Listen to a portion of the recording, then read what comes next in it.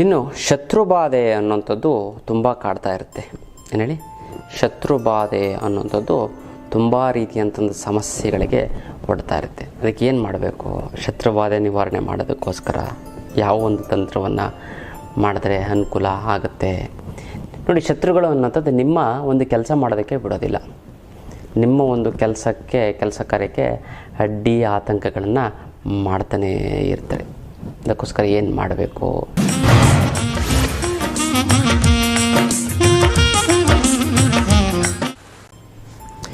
ಜೈ ಭಗವಾನ್. ಎಲ್ಲರಿಗೂ ನಮಸ್ಕಾರ. ಮಹಾದೇವಿ ಚತುರ್ಪತ್ನಿ ಮಹಿ ತನ್ನ ಐಶ್ವರ್ಯಲಕ್ಷ್ಮಿ ಪ್ರಶಸ್ತಿ ನಮಸ್ಕಾರ. ಇವತ್ತಿನ ವಿಶೇಷ ಸಂಚಿಕೆಯಲ್ಲಿ ಅನೇಕ ವಿಚಾರಗಳನ್ನು ನಾವು ತಿಳ್ಕೊಳ್ಳೋಣ. ಮೊದಲನೇದಾಗಿ ಮುದ್ರೆಗಳು. ಯಾವ ಒಂದು ಮುದ್ರೆ ಮಾಡಿದ್ರೆ ಏನು ಅನುಕೂಲ ಆಗುತ್ತೆ ಅಂತ ನೋಡೋದಿರ್ತಾರೆ. ವಾಯುಮುದ್ರೆ. ವಾಯು ವಿಕಾರ ಆಗಿ ನಾನಾ ರೀತಿ ಶರೀರದಲ್ಲಿ ನಾನಾ ರೀತಿಯಂಥ ಒಂದು ಚೇಂಜಸ್ಸು, ನೋವುಗಳು ಬರುತ್ತೆ. ಆ ವಾಯು ವಿಕಾರ ಹೋಗಬೇಕು ಅಂದರೆ ಯಾವ ಒಂದು ಮುದ್ರೆ ಮಾಡಿದ್ರೆ ಅನುಕೂಲ ಆಗುತ್ತೆ ಅಂತ ನೋಡಿದ್ರೆ, ಹೆಬ್ಬೆರಳು ಪ್ಲಸ್ ತೋರ್ಬೆರಳನ್ನ ಸಂಪೂರ್ಣವಾಗಿ ಮಾಡಿಸ್ಬೇಕು. ಮಧ್ಯದ ಬೆರಳು, ಉಂಗುರದ ಬೆರಳು, ಕಿರುಬೆರಳನ್ನು ನೇರವಾಗಿರುವಂತೆ ಎಚ್ಚರಿಸು. ಇದು 25 ನಿಮಿಷಗಳ ಕಾಲ ಮಾಡಿ. ತುಂಬ ವಾಯು ವಿಕಾರ ಸಂಪೂರ್ಣವಾಗಿ ನಿವಾರಣೆ ಆಗಿಬಿಡುತ್ತೆ. ಮತ್ತು ಪ್ರಾಣ ಮುದ್ರೆ. ಹೆಬ್ಬೆರಳು, ಕಿರುಬೆರಳು ಮತ್ತು ಉಂಗುರದ ಬೆರಳು ಮಾಡಿಸಿ ತೋರ್ಬೆರಳು, ಮಧ್ಯದ ಬೆರಳನ್ನು ನೇರವಾಗಿರುವಂತೆ ಎಚ್ಚರಿಸಬೇಕು. ಇದು ಪ್ರಾಣ ಮುದ್ರೆ. ಈ ಪ್ರಾಣ ಮುದ್ರೆನ 15 ನಿಮಿಷಗಳ ಕಾಲ ಮಾಡ್ತು ಅಂತಂದರೆ ವಾಯು ವಿಕಾರ ಅನ್ನೋಂಥದ್ದು ಸಂಪೂರ್ಣವಾಗಿ ಹೊರಟು ಹೋಗುತ್ತದೆ. ಶರೀರದ ನಾನಾ ರೀತಿಯಿಂದ ತೊಂದರೆಗಳಿಂದ ನೀವು ತಪ್ಪಿಸ್ಕೋತೀರಾ. ಇದು ಮಾಡಿ ತುಂಬ ಚೆನ್ನಾಗುತ್ತೆ, ತುಂಬ ಒಳ್ಳೆಯದಾಗ್ತದೆ. ಇದು ವಿಶೇಷವಾದಂಥ ಮುದ್ರೆಯ ವಿಚಾರ. ಇನ್ನು ಅತಿ ಬುದ್ಧಿವಂತನಿಗೂ ಮತ್ತು ದಡ್ಡನಿಗೂ ಯಾವ ಒಂದು ವ್ಯತ್ಯಾಸವೂ ಕೂಡ ಇರುವುದಿಲ್ಲ. ಯಾಕಂದರೆ ಇಬ್ಬರು ಯಾರ ಮಾತನ್ನೂ ಕೂಡ ಕೇಳುವುದಿಲ್ಲ. ಅಂದರೆ ಅತಿ ಬುದ್ಧಿವಂತ ಅಂತಂದರೆ ನೀವು ಹೇಳ್ತು ಅಂತಂದ್ರೆ, ಇಲ್ಲಪ್ಪ ಅಲ್ಲೇನೋ ಸ್ವಲ್ಪ ನಡೀತಾ ಇದೆ, ಸ್ವಲ್ಪ ನಿಧಾನವಾಗಿ ತಾಳ್ಮೆಯಿಂದ ಇಲ್ಲ ಅದು ಏನಾಗ್ಬಿಡುತ್ತೆ, ಏನೂ ಆಗಲ್ಲ ಅಂತ ಅಂದ್ಕೊಂಡು ಅವರು ಬೇರೆಯವ್ರ ಮಾತು ಕೇಳಲ್ಲ. ಇಲ್ಲ, ದಡ್ಡನೂ ಅಷ್ಟೇ, ನೀವು ಹೇಳಿದೆಲ್ಲ ನಾವು ಕೇಳೋಕ್ಕಾಗಲ್ಲ, ನಂದೇ ಮಾಡ್ತೀನಿ ಅಂತ. ಬುದ್ಧಿವಂತನೂ ಅಷ್ಟೇ, ಇಲ್ಲಪ್ಪ 4 ಜನಕ್ಕೆ ತೊಂದರೆ ಆಗುತ್ತೆ, ನಿನಗೇನೋ ಸಕ್ಸಸ್ ಆಗಿಬಿಡುತ್ತೆ, ಒಳ್ಳೇದಾಗುತ್ತೆ, ಬೇರೆಯವ್ರಿಗೆ ತೊಂದರೆ ಆಗುತ್ತೆ, ಬೇಡಪ್ಪ ಅಂದರೆ ಅವೆಲ್ಲ ಆಗಲ್ಲಪ್ಪ, ನಮ್ಗೆ ಗೊತ್ತು ಅದು ಹೆಂಗೆ ಮಾಡೋದು ಅಂತ. ಅವ್ರದ್ದೆಲ್ಲ ನಮ್ಗೆ ಗೊತ್ತಿಲ್ವಾ ಯೋಗ್ಯತೆಗಳೇನು ಅಂತ ಅವನು ಮಾತುಗಳೆಲ್ಲ ಇವನು ಮಾತುಗಳು. ಸೊ ಕೊನೆಗೇನಂತ ಅತಿ ಬುದ್ಧಿವಂತಿಗೆ ಉಪಯೋಗಿಸಿ ಏನು ಮಾಡಿಬಿಡ್ತಾರೆ ಅಂತಂದರೆ ತೊಂದರೆಗೆ ಸಿಕ್ಕಾಕೋತಾರೆ. ಮತ್ತು ದಡ್ಡನೂ ಅಷ್ಟೇ, ಬುದ್ಧಿಯೇ ಏನೂ ತನ್ನ ಸ್ವಂತ ಬುದ್ಧಿನ ಉಪಯೋಗಿಸ್ದೆ ಅವರು ಯಾರ ಮಾತನ್ನು ಕೇಳದೆ ಅಥವಾ ಸ್ವಂತ ಬುದ್ಧಿನ ಉಪಯೋಗಿಸ್ದೆ ಅವರು ಕೂಡ ಫೇಲಿಯರ್ ಆಗಿಬಿಡ್ತಾರೆ, ದಡ್ಡರು ಕೂಡ. ಹೆಂಗೆ ಅಂತ ಒಂದು ಉದಾಹರಣೆ ಏನು ಅಂತಂದರೆ, ಏನಂತಂದರೆ ಬುದ್ಧಿವಂತ ಏನು ಮಾಡ್ತಾನೆ, ಒಂದು ಸೀಟ್ ರಿಸರ್ವೇಷನ್ ಫಸ್ಟ್ ರಿಸರ್ವೇಷನ್ನು ಮಾಡಿಬಿಡ್ತಾನೆ. ಎಷ್ಟು ರಿಸರ್ವೇಷನ್ ಆದರೆ ಡಬಲ್ ಕೊಡಬೇಕು ಸರ್ ಅಂದ. ಆಯಿತು, ಡಬಲ್ ಕೊಡ್ತೀನಿ ಅಂತಂದು. ಅವಾಗ ಅವನು ಹೇಳ್ತಾನೆ, ಬೇಡ ಕಣ್ರಿ, ಸ್ವಲ್ಪ ದೂರ ಒಂದು 10 ಕಿಲೋಮೀಟ್ರ್ 20 ಕಿಲೋಮೀಟ್ರ್ ಹೋಯ್ತು ಅಂತಂದರೆ ಎಷ್ಟೊಂದು ಜನ ಇಳಿದು ಹೋಗ್ತಾರೆ, ನಿಮ್ಗೆ ಆರಾಮಾಗಿ ಸೀಟ್ ಸಿಗುತ್ತೆ, ಯಾಕ್ರಿ ನೀವು ದುಡ್ಡು ಇಲ್ಲ ಅಕಸ್ಮಾತ್ ಯಾರು ಇಳಿಲ್ಲ ಅಂದರೆ ಅವೆಲ್ಲ ಆಗಲ್ಲಮ್ಮ, ದುಡ್ಡು ಹೋದ್ರೋಯ್ತು, ದುಡ್ಡು ಇರಲ್ಲ, ದುಡ್ಡು ಹೋದ್ರೋಯ್ತು, ನಾನು ರಿಸರ್ವೇಷನ್ ಮಾಡಿಸ್ಬಿಡ್ತೀನಿ. ರಿಸರ್ವೇಷನ್ನ ಡಬಲ್ ರೇಟ್ ಹೇಳ್ತಾನೆ. ಅದೇ ಥರ ಈ ದಡ್ಡ ಏನು ಮಾಡ್ತಾನೆ ಅಂತಂದರೆ, ನಾವಿಲ್ಲಪ್ಪ ಅವನು ನಾನು ನಿಂತ್ಕೊಂಡೇ ಹೋಗ್ತೀನಿ, ನಾನು ಕಷ್ಟ ಆದರೂ ಪರವಾಗಿಲ್ಲ, ಇಲ್ಲಪ್ಪ ಈ ಬಸ್ಸು ಹೋದ್ಮೇಲೆ ಇನ್ನೊಂದು ಬಸ್ ಬರುತ್ತೆ, ಸ್ವಲ್ಪ ಅಕಸ್ಮಾತ್ ಬರಲಿಲ್ಲ ಅಂತಂದರೆ ಏನು ಮಾಡೋದು ಅಂತಂತಾನೆ. ಹಾಗಾಗಿ ಇಬ್ಬರು ಕೂಡ ಬಂದೆ. ಆಮೇಲೆ ರಿಸರ್ವೇಷನ್ ಮಾಡಿಸ್ಬಿಡ್ತಾರೆ. ಆಮೇಲೆ ನೋಡಿದ್ರೆ ಬಸ್ಸು ಒಂದು 10 ಕಿಲೋಮೀಟ್ರ್ 20 ಕಿಲೋಮೀಟ್ರ್ ಎಷ್ಟೊಂದು ಜನ ಹಿಡಿದು ಹೋಗುತ್ತೆ, ಖಾಲಿ ಹೊಡಿತಾ ಇರುತ್ತೆ. ಇವನು ಅತಿ ಬುದ್ಧಿವಂತ ಅಲ್ಲ. ಇನ್ನೊಬ್ಬ ಏನು ಮಾಡ್ತಾನೆ, ದಡ್ಡ ಏನು ಮಾಡ್ತಾನೆ ಹೇಳ್ದೆ, ಇನ್ನೊಂದು ಬಸ್ ಬರುತ್ತೆ, ಕೇಳಲ್ಲ, ರಶ್ ಇರೋಂಥ ಬಸ್ಗೆ ಎತ್ಕೊಂಡು ಹೋಗ್ತಾನೆ, ಬರೀ ರಶ್ಶೇ ಇರುತ್ತೆ. ರಶ್ಶು ಅಂದರೆ ಫುಲ್ ರಶ್ಶು ಅಂತಲ್ಲ. ಹಾಗಾಗಿ ಫುಲ್ ರಶ್ಶು ಅಂತ ಹಿಂದೆ ಅದು ಹೋಗ್ತಿದ್ದಂಗೆ ಇನ್ನೊಂದು ಖಾಲಿ ಬಸ್ ಬರ್ತೀವಿ, ಹಿಂದ್ಗಡೆಯಿಂದ ನೋಡ್ತಾನೆ ಎಷ್ಟೋ ದೂರ ಆದಮೇಲೆ, ಎಷ್ಟು ಖಾಲಿ ಇತ್ತಲ್ಲ, ಹೋಗೋದಿತ್ತಲ್ಲ ಕರೆಕ್ಟು ಅಂತ. ಇವನು ದಡ್ಡ, ಅವನು ಅತಿ ಬುದ್ಧಿವಂತ. ಸೊ ಇಬ್ಬರೂ ಕೂಡ ಒಂದೇ. ಸೊ ನಾವು ಬುದ್ಧಿವಂತರೂ ಕೂಡ ಅತಿ ಬುದ್ಧಿವಂತಿಕೆನೂ ಉಪಯೋಗಿಸ್ಬಾರ್ದು, ದಡ್ಡತನ 4 ಜನ ಫಸ್ಟ್ ಹೇಳಿದ್ದು ಕೇಳೋಣ, ಸರಿ ಇತ್ತಾ ಅದು ತಗೊಳ್ಳೋಣ, ತಪ್ಪಿತ್ತಾ ಬಿಟ್ಬಿಡೋಣ, ಆ ಥರ ಇರಬೇಕೇ ಹೊರತು ನಮ್ಮದೇ ತಲೆ ಪ್ರತಿಷ್ಠೆ ಅಂತ ಹೇಳ್ತಾರೆ, ನಮ್ಮದೇ ಕರೆಕ್ಟು ಅನ್ನೋಂಥದ್ದು. ಎರಡು ಅವನು ಮಾತು ಕೇಳಲ್ಲ, ಇವನು ಮಾತು ಕೇಳಲ್ಲ. ಸೊ ಹಾಗಾಗಿ ತೊಂದರೆ ಆಗ್ತಾ ಬರುತ್ತೆ. ಸೊ ನಾವೇನು ಮಾಡಬೇಕು, ಬ್ಯಾಲೆನ್ಸ್ ಮಾಡಬೇಕು, ಈಕ್ವಲ್ ಆಗಿರಬೇಕು, ಮಿಡಲ್ ಆಗಿರಬೇಕು. ಹಾಗೆ ಇದು ವಿಶೇಷವಾದಂಥ ಒಂದು ವಿಚಾರ. ಇನ್ನು ಬರಬೇಕಾಗಿರೋ ದುಡ್ಡು ಬರ್ತಾ ಇಲ್ಲ ಅಂತಂದರೆ, ಕೊಡೋರಿಗೆ ಕೊಡೋಕ್ಕಾಗ್ತಾ ಇಲ್ಲ ಅಂತಂದರೆ, ಸಿಕ್ಕಾಪಟ್ಟೆ ಸಾಲ ಆಗಿತ್ತು ಅಂತಂದರೆ, ಗುರುಗಳೇ ದುಡ್ಡು ನೀರು ಥರ ಖರ್ಚಾಗ್ತಾಯಿದೆ ಗುರುಗಳೇ, ಏನು ಮಾಡಬೇಕು ಅನ್ನೋಂಥದ್ದೇ ಗೊತ್ತಾಗ್ತಾ ಇಲ್ಲ ಗುರುಗಳೇ. ಸಾಲದವರು ಫೋನ್ ಮೇಲೆ ಫೋನು, ಮೆಸೇಜ್ ಮೇಲೆ ಮೆಸೇಜು, ಮನೆ ಹತ್ರ ಬಂದು ಗಲಾಟೆ ಮಾಡ್ತೀನಿ ಅಂತಾರೆ ಗುರುಗಳೇ, ನಾನು ಏನು ಮಾಡಬೇಕು ಗೊತ್ತಾಗ್ತಾ ಇಲ್ಲ ಅಂತ ಏನಾರು ಇತ್ತು ಅಂತಂದರೆ ತಲೆನೇ ಕೆಡಿಸ್ಕೊಬಿಡಿ. ಅದಕ್ಕೆಲ್ಲ ಏಕೈಕ ರಾಮಬಾಣ ಅಂತಂದರೆ ಅಷ್ಟಲಕ್ಷ್ಮಿ ಯಂತ್ರ. ಈ ಅಷ್ಟಲಕ್ಷ್ಮಿ ಯಂತ್ರವನ್ನು ಮನೆ ಇಟ್ಟು ಪ್ರತಿಷ್ಠಾಪನೆ ಮಾಡಿದ್ದೇ ಆಯಿತು ಅಂತಂದರೆ ಅದು ಎಂಥದ್ದೇ ಹಣಕಾಸಿನ ಸಮಸ್ಯೆ ಇದ್ದರೂ ಕೂಡ ನಿವಾರಣೆ ಆಗೋಗ್ಬಿಡುತ್ತೆ. ಕೇವಲ ಸಾಲ ಮಾಡಿರೋರ್ಗೆ ಮಾತ್ರ ಅಲ್ಲ ಗುರುಗಳೇ, ಇನ್ನು ಕೆಲವರು ನನಗೆ ತುಂಬ ಸಾಲ ಪಾಲ ಏನೂ ಇಲ್ಲ ಗುರುಗಳೇ, ಬಟ್ ಊಟ ತಿಂಡಿ ಬಟ್ಟೆಗೆ ಏನು ತೊಂದರೆ ಇಲ್ಲ ಗುರುಗಳೇ, ಏನು ಸ್ಯಾಲ್ರಿ ಬರ್ತಾಯಿದೆ, ಬಟ್ ಆದರೆ ಒಂದು ಸೈಟ್ ತೊಗೊಳಕ್ಕಾಗ್ತಾಯಿಲ್ಲ, ಒಂದು ಮನೆ ಕಟ್ಟೋಕ್ಕಾಗ್ತಾಯಿಲ್ಲ ಗುರುಗಳೇ. ಮಕ್ಕಳಿಗೆ ಮದುವೆ ಮಾಡಬೇಕು, ಮಕ್ಕಳಿಗೆ ನಾವು ಓದಿಸ್ಬೇಕು, MBA 7-8 ಲಕ್ಷ ರೂಪಾಯಿ ಖರ್ಚಾಗುತ್ತೆ, ಅದು ಇದು ಮಾಡಬೇಕು ಅಂತಾರೆ, ಆಗ್ತಾಯಿಲ್ಲ ಗುರುಗಳೇ. ಮಕ್ಕಳಿಗೆ ಮದುವೆ ಮಾಡಬೇಕು, 15-20 ಲಕ್ಷ ರೂಪಾಯಿ ಖರ್ಚಾಗುತ್ತೆ ಗುರುಗಳೇ, ಏನು ಮಾಡೋದು, ದುಡ್ಡಿಲ್ಲ, ಬಟ್ ಊಟ ತಿಂಡಿಗೆ ಏನು ತೊಂದರೆ ಇಲ್ಲ ಗುರುಗಳೇ ಅಂತ ಹೇಳ್ತಾರೆ. ಏನು ಮಾಡೋದು ಗುರುಗಳೇ ಅಂತಾರೆ. ಇನ್ನು ಕೆಲವರು ಗುರುಗಳೇ ನಮ್ಮ ಫ್ರೆಂಡ್ಸ್ ರಿಲೇಟಿವ್ಸ್ ಎಲ್ಲ ಫಾರಿನ್ ಟೂರು ಮತ್ತು ಒಡವೆಗಳೆಲ್ಲ ಹಾಕ್ಕೊಂಡು ಕಾರು ಹೋಗಿರು ಅಂತೆಲ್ಲ ತುಂಬ ಜೋರಾಗಿದ್ದಾರೆ ಗುರುಗಳೇ. ನಮ್ಮ ರಿಲೇಷನ್ ಎಲ್ಲ ಚೆನ್ನಾಗಿದ್ದಾರೆ ಫ್ರೆಂಡ್ಸಲ್ಲಿ, ನಾವೇ ಈ ಥರ ತುಂಬ ಫೈನಾನ್ಷಿಯಲಿ ತುಂಬ ವೀಕು ಗುರುಗಳೇ, ಏನು ಮಾಡೋದು ಅಂತಾರೆ. ತಲೆನೇ ಕೆಡಿಸ್ಕೊಬೇಡಿ. ಅದಕ್ಕೂ ಕೂಡ ಏಕೈಕ ರಾಮಬಾಣ ಅಂದರೆ ಅಷ್ಟಲಕ್ಷ್ಮಿ ಯಂತ್ರ ಗೊತ್ತಲ್ಲ. ಇದುವರೆಗೂ ಆ ಥರ ಯಾರ್ಯಾರು ಅಷ್ಟಲಕ್ಷ್ಮಿ ಯಂತ್ರ ತೆಗೆದುಕೊಂಡಿದ್ರೋ ಅವ್ರು ಇದುವರೆಗೂ ಯಾವುದೇ ಕಾರಣಕ್ಕೂ ಕೂಡ ಜೀವನದಲ್ಲಿ ಹಣಕಾಸಿನ ಸಮಸ್ಯೆಯನ್ನು ಅನುಭವಿಸೇ ಇಲ್ಲ.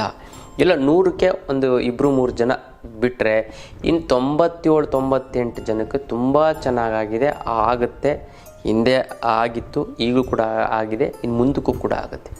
ಅಷ್ಟು ಒಂದು ಪವರ್ಫುಲ್ ಆಗಿರೋಂಥ ಯಂತ್ರ ನಾನು ನಿಮಗೆ ಕೊಡ್ತಾ ಇರೋಂಥದ್ದು. ಖಂಡಿತವಾಗ್ಲೂ ಕೂಡ ಖುದ್ದು ನನ್ನ ಭೇಟಿಯಾಗಿ ತೆಗೆದುಕೊಂಡೋಗಿ, ಇದನ್ನು ಕೊರಿಯಲ್ಲಿ ಕಳಿಸೋದಕ್ಕಾಗೋದಿಲ್ಲ, ನೇರವಾಗಿ ಬಂದು ಖುದ್ದು ನನ್ನ ಭೇಟಿಯಾಗಿ ತೆಗೆದುಕೊಂಡೋಗಿ ಅಥವಾ ನಿಮ್ಮ ಕಡೆಯವ್ರನ್ನ ಯಾರು ಕಳಿಸಿ ಗೊತ್ತಲ್ಲ ಅದನ್ನು ಕೊಡಿ. ಇದಕ್ಕೆ ಮುಟ್ಟು ಕಟ್ಟು ಚಟ್ಟು ಮಡಿ ಮೇಲ್ಗೆ ಸೂತ್ಕ ಗಿತ್ಕ ವೆಜ್ಜು ನಾನ್ ವೆಜ್ಜು ಜಾತಿ ಗೀತಿ ದಿಕ್ಕು ಗಿಕ್ಕು ಆ ಥರದ್ದು ಏನೂ ಇಲ್ಲ ಗೊತ್ತಲ್ಲ. ಇಟ್ಟರೆ ಸಾಗೋ ಕೆಲಸ ಆಗುತ್ತೆ. ದೇವ್ರ ಮನೆಲ್ಲಾರು ಇಡ್ಬೋದು, ಬೀರನ್ನೆಲ್ಲಾರು ಇಡ್ಬೋದು, ಪ್ರತಿದಿನ ಪೂಜೆ ಮಾಡಲೇಬೇಕು ಅಂತ ಕಂಡೀಷನ್ನು ಏನೂ ಕೂಡ ಇಲ್ಲ. ಭಾಳಷ್ಟು ಜನ ಹೇಳ್ತಾರೆ ಗುರುಗಳೇ ತೊಗೋಬೇಕು ಅಂತ ಆಸೆ ಗುರುಗಳೇ, ತೊಗೊಳಕ್ಕೆ ಆಗ್ತಾಯಿಲ್ಲ. 10 ಬಾರಿ ಸ್ಟ್ರಾಂಗಾಗಿ ಸಂಕಲ್ಪ ಮಾಡಿ, ಹೆಂಗೋ ನಿಮ್ಮ ಮನೆಗೆ ಅಷ್ಟಲಕ್ಷ್ಮಿ ಯಂತ್ರ ಬರುತ್ತೆ. ನೀವಾಗಿದ್ದು ನೀವು ಬಂದು ತೆಗೆದುಕೊಂಡು ಹೋಗ್ತೀರ. ಅಷ್ಟು ಪವರ್ಫುಲ್ ಇದೆ ಅಷ್ಟಲಕ್ಷ್ಮಿ ಯಂತ್ರ. ಕರ್ಮ ಕಳೆದಿದ್ದರೆ ಮಾತ್ರ ತೊಗೋದಕ್ಕಾಗೋದು. ಎಲ್ಲರೂ ಕೂಡ ಎಷ್ಟೋ ಜನ ಆಫೀಸ್ ಹತ್ರ ಬಂದು ಆಶ್ರಮಕ್ಕೆ ಬಂದು ಹಾಗೆ ಕೇಳ್ಕೊಂಡು ವಾಪಸ್ ಹೊಟ್ಟೋಗ್ಬಿಟ್ಟಿದ್ದಾರೆ. ಇನ್ನು ಕೆಲವ್ರಿಗೆ ಹೇಳ್ತಾರೆ ತಗೋಬಾ ಅಂತ, ಅಯ್ಯೋ ಗುರುಗಳು ಸಿಕ್ಕಿಲ್ಲ, ಹಂಗೆ ಸಿಕ್ಕಿಲ್ಲ, ಈಗ ಸಿಕ್ಕಿಲ್ಲ, ಲೇಟ್ ಆಗೋಯ್ತು ಅಂತ ಏನೋ ಒಂದು ಸುಳ್ಳು ಹೇಳಿ ಬಂದುಬಿಡ್ತಾರೆ. ಇಲ್ಲ, ಒಳ್ಳೆ ವ್ಯಕ್ತಿಗಳನ್ನ ಕಳಿಸಿ ಗೊತ್ತಲ್ಲಿ ನೀವು ಬರೋಕ್ಕಾಗಿಲ್ಲ ಅಂತಂದರೆ ಅಥವಾ ನೀವೇ ಖುದ್ದಾಗಿ ಬಂದು ಭೇಟಿಯಾಗಿ ತೆಗೆದುಕೊಂಡೋಗಿ ನಿಮ್ಮ ಸಮಸ್ಯೆಗಳು ಎಲ್ಲವೂ ಕೂಡ 100ಕ್ಕೆ, ಅದರಲ್ಲಿ ಎಸ್ಪೆಷಲಿ 100ಕ್ಕೆ 100% ಬಗೆಹರದೇ ಹರಿಯುತ್ತೆ ಅಲ್ಲ. ಮಿಕ್ಕಿದವರೆಲ್ಲರಿಗೂ ಕೂಡ ಚೆನ್ನಾಗಾಗುತ್ತೆ. ಆ ಒಂದು ಅಷ್ಟಲಕ್ಷ್ಮಿ ಅಂತ ತೆಗೆದುಕೊಂಡವ್ರಿಗೆ ಮಾತ್ರ ಅದೃಷ್ಟ ನೀವು ಹುಡ್ಕೊಂಡೋಗಲ್ಲ, ಅದೇ ನಿಮಗೆ ಬರುತ್ತೆ. ಯಾವುದೋ ರೀತಿಯಿಂದ ನಿಮಗೆ ಹಣಕಾಸಿನ ಒಂದು ಸಮಸ್ಯೆ ಬಗೆಹರದೇ ಇರುತ್ತೆ, ಇದಕ್ಕೆ ಗ್ಯಾರಂಟಿ ನಾನು ಕೊಡ್ತೀನಿ ಗೊತ್ತಲ್ಲ. ತುಂಬ ಜನಕ್ಕಾಗಿದೆ ಗೊತ್ತಲ್ಲ. ನಾನು ಇದನ್ನು ಪಬ್ಲಿಸಿಟಿ ಮಾಡೋಂಗಿದ್ರೆ ಯಾವುದೋ ಫಿಲಮ್ ಆಕ್ಟರ್ ಕೆಲ ಹಿಡಿದ್ಬಿಟ್ಟು ಅದನ್ನು ನಾನು ಹೇಳಿಸ್ಬೋದು. ನಂಗೆ ಅದು ಅವಶ್ಯಕತೆ. ನನ್ನ ವಿದ್ಯಾರ್ಥಿಗಳು ನಮ್ಮ ಕಡೆಯವ್ರಿಗೆ ಮಾತ್ರ, ನಾನು ಯಾರು ಫಾಲೋ ಮಾಡ್ತಾರೋ ಅಥವಾ ಯಾರು ನನ್ನ ತಂತ್ರಗಳನ್ನು ಮಾಡ್ತಾರೋ ಅಂಥವ್ರಿಗೆ ಮಾತ್ರ ಸಿಗಬೇಕು ಅನ್ನೋಂಥದ್ದು ನನಗೆ ಆಶಯ. ಅದಕ್ಕೋಸ್ಕರ ಖಂಡಿತವ್ರು ಖುದ್ದು ನನ್ನ ಭೇಟಿಯಾಗಿ ತೆಗೆದುಕೊಂಡೋಗಿ ನಿಮ್ಮ ಹಣಕಾಸಿನ ಸಮಸ್ಯೆಗಳು ಎಲ್ಲವೂ ಕೂಡ ಪರಿಹಾರ ಆಗಿಲ್ಲ ಅಂತಂದರೆ ಕೇಳಿ. ಮತ್ತು ಅದೇ ಅಷ್ಟಲಕ್ಷ್ಮಿ ಯಂತ್ರದ ಒಂದು ಶಕ್ತಿ ಅಂತ ಹೇಳ್ಬೋದು. ಇನ್ನು ಶತ್ರುಬಾಧೆ ಅನ್ನೋಂಥದ್ದು ತುಂಬ ಕಾಡ್ತಾ ಇರುತ್ತೆ. ಏನು ಹೇಳಿ, ಶತ್ರುಬಾಧೆ ಅನ್ನೋಂಥದ್ದು ತುಂಬ ರೀತಿಯಂಥದ್ದು ಸಮಸ್ಯೆಗಳಿಗೆ ಒಡ್ತಾ ಇರುತ್ತೆ. ಅದಕ್ಕೆ ಏನು ಮಾಡಬೇಕು? ಶತ್ರುಬಾಧೆ ನಿವಾರಣೆ ಮಾಡೋದಕ್ಕೋಸ್ಕರ ಯಾವ ಒಂದು ತಂತ್ರವನ್ನು ಮಾಡಿದ್ರೆ ಅನುಕೂಲ ಆಗುತ್ತೆ ನೋಡಿ. ಶತ್ರುಗಳು ಅನ್ನೋಂಥದ್ದು ನಿಮ್ಮ ಒಂದು ಕೆಲಸ ಮಾಡೋದಕ್ಕೆ ಬಿಡೋದಿಲ್ಲ. ನಿಮ್ಮ ಒಂದು ಕೆಲಸ ಕಾರ್ಯಕ್ಕೆ ಅಡ್ಡಿ ಆತಂಕಗಳನ್ನು ಮಾಡ್ತಾನೇ ಇರ್ತಾರೆ. ಅದಕ್ಕೋಸ್ಕರ ಏನು ಮಾಡಬೇಕು, ಯಾವ ರೀತಿ ಒಂದು ಇದನ್ನು ವಿಚಾರವನ್ನು ಮಾಡಿದ್ರೆ ಇದಾಗುತ್ತೆ ಅಂತ ನೋಡೋದಾಯಿತು ಅಂತಂದರೆ, ಶತ್ರುಬಾಧೆ ನಿವಾರಣೆ ಮಾಡಿಕೊಳ್ಳೋದಕ್ಕೋಸ್ಕರ ಈ ತಂತ್ರವನ್ನು ಮಾಡಿಕೊಡಿ. ಯಾಕಂದರೆ ಶತ್ರುಗಳು ಜಾಸ್ತಿ ಇದ್ದಷ್ಟು ಇರಬೇಕು, ಇಲ್ಲ ಅಂತಲ್ಲ, ಅದು ಜಾಸ್ತಿ ಆದಷ್ಟು ನಮಗೆ ಮಾನಸಿಕ ನೆಮ್ಮದಿ ಹಾಳಾಗ್ಬಿಟ್ಟು ನೋಡಿ, ಶತ್ರುಗಳನ್ನ ಮಾಡೋಂಥ ಕೆಲಸ ಜಾಗದಲ್ಲಿ ಇತ್ತು ಅಂದರೆ ನಾವು ಕೆಲಸ ಸರಿಯಾಗಿ ಮಾಡೋದಕ್ಕಾಗೋದಿಲ್ಲ, ಅಥವಾ ಕೆಲಸನೇ ಬಿಟ್ಟು ಬರಬೇಕಾಗುತ್ತೆ. ಅವಾಗ ಇನ್ಕಮ್ ಹೋಗುತ್ತೆ. ಇನ್ಕಮ್ ಹೋಯ್ತು ಅಂದರೆ ಮನೇಲಿ ಜಗಳ ಆಗುತ್ತೆ. ಮನೇಲಿ ಜಗಳ ಆಗದೆ ನೆಮ್ಮದಿ ಇರೋಲ್ಲ. ನೆಮ್ಮದಿ ಇಲ್ಲದೆ ಕುಡಿಯೋದು, ಡ್ರಿಂಕ್ಸ್ ಮಾಡೋದೆಲ್ಲ ಮನುಷ್ಯ ಕಲ್ತ್ಕೋತಾರೆ. ಈ ಕುಡಿಯೋದು, ಡ್ರಿಂಕ್ಸ್ ಮಾಡೋದು ದೇಹ ಹಾಳಾಗುತ್ತೆ, ಮತ್ತು ಮನಸ್ಸು ಹಾಳಾಗುತ್ತೆ, ಮತ್ತು ಅವನತಿಗೆ ಹೋಗ್ತದೆ. ಅಂದರೆ ಶತ್ರು ಬಾಧೆ ಅನ್ನೋದು ಕಡಿಮೆ ಇರಬೇಕು. ನೀವೇನು ಮಾಡೋದು ಶತ್ರು ತುಳಿತಾ ಇರ್ತಾನೆ ಅಂತಂದರೆ ನೀವು ಆ ಜಾಗದಲ್ಲಿ ನೀವೇನು ಇಂಪ್ರೂವ್ಮೆಂಟ್ ಆಗೋದಕ್ಕೆ ಆಗೋದಿಲ್ಲ. ಅದಕ್ಕೋಸ್ಕರ ನೀವೇನು ಮಾಡಬೇಕು, ಯಾವ ರೀತಿ ತಂತ್ರಗಾರಿಕೆಯನ್ನು ಉಪಯೋಗಿಸ್ಬೇಕು ಅನ್ನೋಂಥದ್ದು ಇಲ್ಲಿಯ ಒಂದು ವಿಚಾರ. ಈ ಶತ್ರು ಬಾಧೆ ನಿಮ್ಮ ಒಂದು ಕೆಲಸಕ್ಕೆ ಅಡ್ಡಿತ ಆಗಬೇಕು ಅಂತಂದರೆ ಅವನು ದೂರ ಹೋಗಬೇಕು. ನಿಮ್ಮ ಒಂದು ನೀವು ಮಾಡುವಂಥ ಕೆಲಸಕ್ಕೆ ಯಾವ ಶತ್ರುವೂ ಕೂಡ ಅಡ್ಡಿ ಆಗಬಾರ್ದು ಅಂತಂದರೆ ಈ ಒಂದು ತಂತ್ರವನ್ನು ಮಾಡ್ಕೊಳ್ಳಿ. ತುಂಬ ಚೆನ್ನಾಗಾಗುತ್ತೆ, ತುಂಬ ಒಳ್ಳೆಯದಾಗುತ್ತೆ ಅದಲ್ಲ. ಯಾವ ಒಂದು ತಂತ್ರ ಅಂತ ನಾವು ನೋಡೋದಾಯಿತು ಅಂತಂದರೆ ಮೊದಲನೇದಾಗಿ ನೀವೊಂದು ನಿಂಬೆಹಣ್ಣು ತೆಗೆದುಕೊಳ್ಬೇಕು. ಈ ನಿಂಬೆಹಣ್ಣು ತೆಗೆದುಕೊಂಡು ಒಂದು ಕಡೆ ಇಟ್ಕೊಳ್ಳಿ. ಅದಕ್ಕೆ ಕಪ್ಪು ಕಾಡಿಗೆಯನ್ನು ಸವರಬೇಕು. ಕಾಡಿಗೆ ಐತಲ್ಲ ಅದನ್ನು ಸವರಬೇಕು. ನೀವೊಂದು ತಾಮ್ರದ ತಗಡನ್ನು ತೆಗೆದುಕೊಳ್ಳಿ. ಈ ತಾಮ್ರದ ತೆಗೆದುಕೊಂಡು ನಿಮ್ಮ ಶತ್ರುಗಳು 1, 2, 3, 50 ಎಷ್ಟು ಜನನಾದರೂ ಅಷ್ಟು ಜನ ಬರೀ.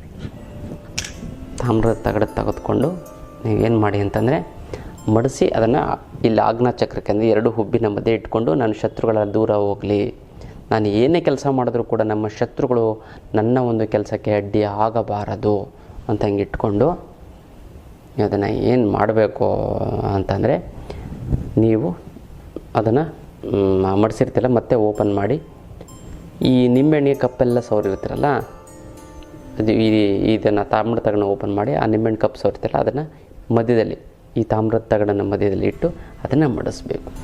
ಮಡಿಸಿ 4 ಕಬ್ಬಿಣದ ಮೊಳೆಗಳನ್ನು ಆ್ಯಕ್ಚುಲಿ 3-4 ಕಬ್ಬಿಣದ ಮೊಳೆಗಳನ್ನು ಚುಚ್ಚಬೇಕು. 1, 2 ಮೇಲ್ಗಡೆ 2 ಆ ಕಡೆ ಈ ಕಡೆ ಸೈಡಲ್ಲಿ 2 ಅದನ್ನು ಮೇಲ್ಗಡೆಯಿಂದ ಮೇಲೆ ಕೆಳಗಡೆ ಮತ್ತು ಅಕ್ಕಪಕ್ಕ ಅದನ್ನು ಚುಚ್ಚಬೇಕು. ಚುಚ್ಚಿಬಿಟ್ಟು ನೀವೇನು ಮಾಡ್ತೀವಿ ಹುಣಸೆ ಮರ ಅದೆಲ್ಲ ಹುಡ್ಕೊಂಡು ಹೋಗಿ. ಸಿಟಿಲಿರೋರು ಕಷ್ಟ, ಹಳ್ಳಿಲಿರೋರು ಸ್ವಲ್ಪ ಗ್ರಾಮೀಣ ಪ್ರದೇಶದಲ್ಲಿರುವಂಥವ್ರು ತುಂಬ ಅನುಕೂಲ ಆಗುತ್ತೆ. ತೊಗೊಂಡೋಗಿ ನೀಟಾಗಿ ಕಟ್ಟಬೇಕು. ಅದನ್ನು ಕಟ್ಬಿಟ್ಟು ನೀವೇನು ಮಾಡಬೇಕು ಅಂತಂದರೆ ಅರಳಿ ಮರಕ್ಕೆ ನೇತಾಕಿ ಅದು ಅರಳಿ ಮರ ಅಂತೀನಿ ಸರಿ ಹುಣಸೆ ಮರ ಯಾಕಂದರೆ ಜಾಸ್ತಿ ನಾವು ಅರಳಿ ಮರಕ್ಕೆ ಹೇಳಿ ಬಂದ್ಬಿಡುತ್ತೆ. ಹಾಗಾಗಿ ಹುಣಸೆ ಮರಕ್ಕೆ ನೀವು ಕಟ್ಟಿ ಬನ್ನಿ. ಒಂದು ಸ್ವಲ್ಪ ಮಾಮೂಲಿ ದಾರ ತೆಗೆದುಕೊಂಡೋಗಿ ಕಟ್ಟಿ ಬನ್ನಿ. ಮೊದಲ ಅಷ್ಟೇ ಸಾಕು. ಆ ಒಂದು ನೆಗೆಟಿವ್ ಎನರ್ಜಿ ಅವ್ರಿಗೆ ಪಾಸ್ ಆಗೈತೆ. ನಿಮ್ಮ ಒಂದು ಸಂಕಲ್ಪ ಮಾಡ್ಕೊ, ನಾನು ಒಂದು ಕೆಲಸ ಮಾಡ್ತೀನಿ, ಬಿಸ್ನೆಸ್ ಮಾಡ್ತೀನಿ ಅಥವಾ ಇಂಥದ್ದೇನೋ ಒಂದು ಕೆಲಸ ಮಾಡ್ತೀನಿ, ಅದಕ್ಕೆ ಅಡ್ಡಿ ಆಗಬಾರ್ದು ಅಂದ್ಬಿಟ್ಟು ಹಿಂಗೆ ಇಟ್ಕೊಂಡು ನೀವು ಕಪ್ಪು ನಿಂಬೆಹಣ್ಣು ಇರುತ್ತಲ್ಲ ಅಂದರೆ ನಿಂಬೆಹಣ್ಣಿಗೆ ಕಾಡಿಗೆಯನ್ನು ಸವರಿ ಈ ಒಂದು ಹೆಸರುಗಳೆಲ್ಲ ಬರ್ತಿರಲ್ಲ ಅದನ್ನು ಇಟ್ಟು ಅದನ್ನು ಮಡಿಸಿ ನೀವು ಅದ್ರ ಮೇಲೆ ತಾಮ್ರ ತಗಡ ಮೇಲೆ 4 ಮೊಳೆಗಳನ್ನು ಚುಚ್ಚಿ ನೀವು ಮರಕ್ಕೆ ಕಟ್ಟಬೇಕು. ಕಟ್ತು ಅಂದರೆ ತುಂಬ ಚೆನ್ನಾಗಾಗುತ್ತೆ, ತುಂಬ ಒಳ್ಳೆಯದಾಗ್ತಾ ಬರುತ್ತೆ ಗೊತ್ತಲ್ಲ. ಇದು ವಿಶೇಷವಾದಂಥ ಒಂದು ತಂತ್ರದ ಒಂದು ವಿಚಾರ ಧಾರೆ ಅದೆಲ್ಲ. ಇದು ಮಾಡ್ಕೊಳ್ಳಿ, ನಿಮ್ಮ ಶತ್ರುಗಳು ದೂರ ಆಗಿಲ್ಲ ಅಂತಂದರೆ ಕೇಳಿ. ಇನ್ನು ಗುರುಗಳೇ, ಹಣಕಾಸಿನ ಸಮಸ್ಯೆಗೇನು ನೀವು ಅಷ್ಟಲಕ್ಷ್ಮಿ ಯಂತ್ರ ನೀವು ಕೊಡ್ತೀರ, ನಾನು ತಗೋದು ಅದು ಪರಿಹಾರ ಆಗಿಬಿಡುತ್ತೆ. ಆದರೆ ಜೀವನದ ಸಮಸ್ಯೆಗೆ ಏನು ಮಾಡೋದು ಗುರುಗಳೇ ಅಂತ ಕೇಳ್ತಾರೆ. ಜೀವನದ ಸಮಸ್ಯೆಗೆ ನಾನು ಅತ್ಯದ್ಭುತವಾದಂಥ ಒಂದು ಕ್ಲಾಸ್ ಮಾಡ್ತೀನಿ. ತುಂಬ ಶಿಬಿರ, ಅತ್ಯದ್ಭುತವಾದಂಥ ಒಂದು ಶಿಬಿರ, ಯಂತ್ರ ಮಂತ್ರ ಮತ್ತು ತಂತ್ರ ಶಿಬಿರ. ಇದನ್ನು ನೀವು ಕಲ್ತ್ಕೋತು ಅಂತಂದರೆ ಜನವಶೀಕರಣ ಮಾಡ್ಬೋದು, ಧನವಶೀಕರಣ ಮಾಡ್ಬೋದು. ವಶೀಕರಣ ಅಂತಂದರೆ ಬರೀ ಕೆಟ್ಟದ ಹುಡುಗಿದಲ್ಲ ವಶೀಕರಣ. ಒಬ್ಬ ಹಾಡು ಹೇಳಿ ಲಕ್ಷಾಂತರ ಜನನ ವಶೀಕರಣ ಮಾಡ್ತಾನೆ. ಒಬ್ಬ ಆ್ಯಕ್ಟಿಂಗ್ ಮಾಡಿ ಲಕ್ಷಾಂತರ ಜನನ ವಶೀಕರಣ ಮಾಡ್ತಾನೆ. ಅದರ ತನ್ನ ಟ್ಯಾಲೆಂಟನ್ನು ತೋರಿಸಿ ಲಕ್ಷಾಂತರ ಜನನ ವಶೀಕರಣ ಮಾಡ್ತಾನೆ. ಹಾಗಾಗಿ ವಶೀಕರಣ ಅಂತಂದರೆ ಕೆಟ್ಟದ್ದು ಮಾತ್ರ ಅಲ್ಲ, ತನ್ನ ಒಂದು ಟ್ಯಾಲೆಂಟಿಂದ ಜನಗಳನ್ನು ವಶೀಕರಣ, ಆ ಟ್ಯಾಲೆಂಟಿಗೆ ಬರೋವಂಥ ಶಕ್ತಿ ಹೇಗೆ ಅನ್ನೋದನ್ನು ನಾನು ತಿಳಿಸ್ಕೊಡ್ತೀನಿ ಯಂತ್ರ ಮಂತ್ರ ತಂತ್ರದ ಒಂದು ಶಿಬಿರದಲ್ಲಿ. ಅತ್ಯದ್ಭುತವಾದಂಥ ಒಂದು ಶಿಬಿರ ಗೊತ್ತಲ್ಲ. ನಾನು ಇದು ದೊಡ್ಡದಾಗಿ ಪಬ್ಲಿಸಿಟಿ ಮಾಡಿದ್ರೆ 100 ಜನ ಬರ್ತಾರೆ, ಬೇಡ ನಾನು ಕಡಿಮೆ ಜನ ಬರಲಿ ಸಾಕು ಗೊತ್ತಲ್ಲ. ಲೆಸ್ ಲಗೇಜ್ ಮೋರ್ ಕಂಫರ್ಟ್ ಅಂತ ಗೊತ್ತಲ್ಲ. ಕೆಲವೊಂದರ ವಿದ್ಯೆಗಳು ಅದ್ಭುತವಾಗಿ, ಯಾಕಂದರೆ ಭಕ್ತಿಯಿಂದ ಬಂದು ಗುರುಗಳ ಮೇಲೆ ಒಂದು ಭಕ್ತಿ, ಗುರುಗಳ ಮೇಲೆ ಒಂದು ನಂಬಿಕೆ ವಿಶ್ವಾಸ ಇತ್ತು ಅಂತಂದ್ರೆ ಮಾತ್ರ ಕಲ್ತ್ಕೋಬೇಕು ಅನ್ನೋದು ನನ್ನ ಆಶಯ ಗೊತ್ತಲ್ಲ. ಏನೋ ಹೇಳ್ಕೊಟ್ಬಿಡ್ತಾರೆ ಏನೋ ಒಂದು, ಖಂಡಿತವಾಗ್ಲೂ ಕೂಡ ನೀವು ಬೇರೆಯವ್ರಿಗೆ ಹೇಳಿಬಿಡಿ, ನೀವು ಮಾತ್ರ ಕಲ್ತ್ಕೊಂಡೋಗಿ. ನಾನು ಹೇಳ್ತೀನಿ ಯಾಕೆ ಅಂತಂದರೆ ನೀವು ಚೆನ್ನಾಗಾಗಿ, ಗೊತ್ತಲ್ಲ. ಬೇರೆಯವ್ರನ್ನ ಹೇಳ್ಕೊಟ್ಬಿಡ್ತು ಅಂತಂದರೆ ಈ ವಿದ್ಯೆನ ಅವ್ರು ಚೆನ್ನಾಗಿ, ನಾನು ಸ್ವಾರ್ಥಕ್ಕೋಸ್ಕರ ಹೇಳ್ತಾರೆ. ಕರ್ಕೊಂಡು ಬನ್ನಿ, ಒಳ್ಳೆ ವ್ಯಕ್ತಿಗಳಿದ್ದರೆ ಖಂಡಿತ ಕರ್ಕೊಂಡು ಬನ್ನಿ, ನಿಮಗೆ ಬೇಕಾದವರು, ನಿಮ್ಗೆ ಸಪೋರ್ಟ್ ಮಾಡೋವಂಥವ್ರು, ಗೊತ್ತಲ್ಲ. ಆದರೆ ನೀವು ಮಾತ್ರ ಬಂದು ಕಲ್ತ್ಕೊಂಡೋಗಿ ಚೆನ್ನಾಗಾಗಿ. ಯಾಕಂದರೆ ನೀವು ನಮ್ಮ ವಿದ್ಯಾರ್ಥಿಗಳು.